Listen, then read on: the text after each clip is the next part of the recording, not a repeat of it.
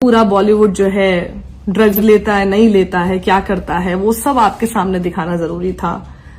लेकिन इस बच्ची की आवाज आपके सामने दिखाना कतई जरूरी नहीं था, ना हमारी इस दिल्ली की मीडिया के लिए, ना सरकार के लिए। और सरकार ने पूरी कोशिश की उसको दबाने की। मेरी दोस्त रोहिणी सिंह वो लगातार ट्विटर पे लिखती रही, सोशल एक्टिविस्ट हैं योगिता भयाना, वो लगातार ट्विटर पे लिखती रही। रोहिणी सिंह ने जब इस वारदात को लिखा तब यूपी सरकार में जो इंफॉर्मेशन सेक्रेटरी हैं शिशिर सिंह, वो उनको ये लिखकर धमकी देते हैं कि जो भी लोग फेक न्यूज फैला रहे हैं उनके खिलाफ कड़ी कार्रवाई की जा रही है, एफआईआर हो रही है। तो जो कुछ तो लोग बोलते नहीं है और जो बोलते हैं उनको धमकी देकर चुप कराने की कोशिश होती है। क्यों कोई नहीं बोला? आप इस बारे में कभी सोचेंगे क्या? इसलिए कि वो बच्ची दलित थी इसलिए कोई नहीं बोल रहा? और जो इस पाप को करने वाले थे वो सवर्ण ठाकुर थे, उसी बिरादरी के जिसके यूपी के मुख्यमंत्री हैं, उसी बिरादरी के जिसके खुद शिशिर सिंह हैं? या इस वजह से कि 2012 में तो हम लोग सड़कों पर उतर गए थे जब निर्भया के साथ इसी तरह की विभत्स घटना हुई थी, और उस समय पूरा मीडिया भी सड़कों पर था। और मुझे गर्व है इस बात का कि मैं उस मीडिया का हिस्सा थी, मुझे गर्व है इस बात का। लेकिन क्या इस वजह से आज आप नहीं बोलेंगे क्योंकि तब तो मनमोहन सिंह की सरकार थी, लेकिन आज मोदी योगी की सरकार है? या वाकई ये जरूरी है कि आप चाहते हैं देखना कि दीपिका गोवा में है और उसकी गाड़ी का कलर कौन सा है, या फिर यूपी में एक दलित लड़की के साथ इतनी बेरहम तरीके से उसका बलात्कार हो जाता है, उस घटना को आप नहीं देखना चाहते? उस घटना के बारे में आप नहीं जानना चाहते? हमारी एक बच्ची, हमारे बीच की बच्ची तड़पती रही 14 सितंबर से लेकर 29 सितंबर तक, जब आखिरकार उसने दम तोड़ दिया। हमारे देश को इस बारे में पता ही नहीं चलता है, हमें इस बारे में पता नहीं चलता है, क्योंकि हमारे देश में जिसने बताने का जिम्मा उठा रखा है वो हमें बॉलीवुड का ड्रग्स दिखा रहा है। आप इस बारे में सोचिए, ये क्यों हो रहा है? कब बोलेंगे हम? बहुत हो गया। हम लोग, मैं भी कुछ शायद एक दो वीडियो बना दूंगी, हम लोग कुछ ट्वीट कर देंगे अभी। मैं इसके लिए सिर्फ सरकार को दोषी नहीं बता रही हूं, मैं अपने आप को भी इसमें पूरी तरह से दोषी मानती हूं। मैं भी कुछ नहीं कर पाई ना। आप भी अपने आप को दोषी मानेंगे? कब मानना शुरू करेंगे खुद को दोषी? कब तक हम लोग हर चीज को सरकार के ऊपर डाल देंगे?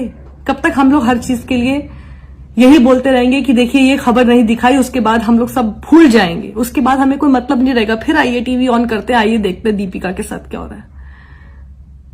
इससे आगे बढ़िए, थोड़ा बहिष्कार करना सीखिए उस मीडिया का, उन सभी लोगों का, उस हर ताकत का जिसने इस पूरी खबर को दबाने की कोशिश की, उनका बहिष्कार कीजिए आप। हमें बहिष्कार अब करना होगा। कितनी ऐसी बच्चियां इस तरह से मरेंगी? उस बच्ची की जीभ काट दी गई, उसकी रीढ़ तोड़ दी गई। क्या उसी तरह से हमारी दिल्ली की मीडिया की भी जीभ काट दी गई है और उसकी रीढ़ तोड़ दी गई है? तो आप जिम्मा उठाइए ना, मैं जिम्मा उठाती हूं ना। हमको किसने रोका है? कब तक हम लोग इसी तरह से बैठे रहेंगे और हम लोग सिर्फ इसी बात का शुक्र मनाते रहेंगे कि हमारे साथ ऐसा कुछ नहीं हुआ? कब तक? या हम उस दिन का इंतजार कर रहे हैं कि जिस दिन हमारे साथ हो? क्या अपनी बच्ची की जगह हम उस बच्ची को नहीं रख के देख सकते? या वो दलित है इसलिए हम उसको अपनी जगह पे नहीं रखेंगे? या ये सोचेंगे कि दलित के साथ ही हुआ है, दलित के साथ हो जाता है? थोड़ा जागिए। इतनी लंबी नींद हमारे लिए ठीक नहीं है, हमारे देश के लिए ठीक नहीं है। मैं आज जाग गई हूं, आप मेरे साथ जागेंगे? बच्ची को इंसाफ दिलाने की तरफ हर उस ताकत का बहिष्कार कीजिए जिसने इसे पूरी पुरजोर कोशिश से दबाने की कोशिश की है। और इस बच्ची के लिए इंसाफ की गुहार हमको लगानी होगी। हम निर्भया के समय पर एक साथ एकजुट हुए थे, हम आज भी एक साथ एकजुट होंगे। दिखा देना है हमें, ऐसे नहीं हो सकता। बड़ी बड़ी बातें आप करते हैं, लेकिन अगर बच्ची की तरफ कोई आंख उठाकर भी देखता है और उसकी आवाज को आप और बुलंद करते हैं, उस आरोपी की आवाज को आप बुलंद करते हैं, लेकिन जब उसके साथ कुछ गलत हो जाता है तो उस खबर को दबाने की आप पूरी कोशिश करते हैं, तो अब ये नहीं चलेगा। मैं इससे आहत हूं, अंदर तक झकझोर दिया इस पूरी खबर ने, और सबसे ज्यादा इस बात ने झकझोरा है कि आज उस मीडिया का मैं हिस्सा हूं जो ऐसी खबर तक दिखाना जरूरी नहीं समझता है। क्या हो गया है, क्या हो गया हमारे समाज को? हम ही ने किया है ना, अब इस समाज से हमको ही निकालना होगा।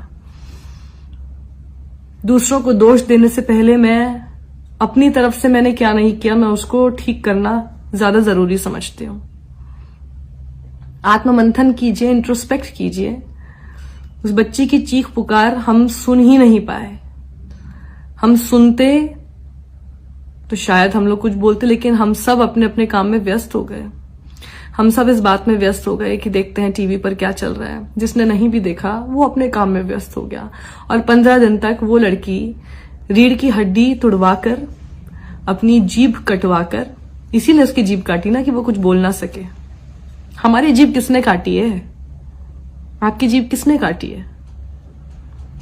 और कोई काट दे आपकी जीभ, उसका इंतजार कर रहे हैं क्या? थोड़ा साथ आइए, कुछ कीजिए। बहुत हो गया है, और अपनी बच्ची की जगह पर उस बच्ची को बस एक बार रखकर देख लीजिए।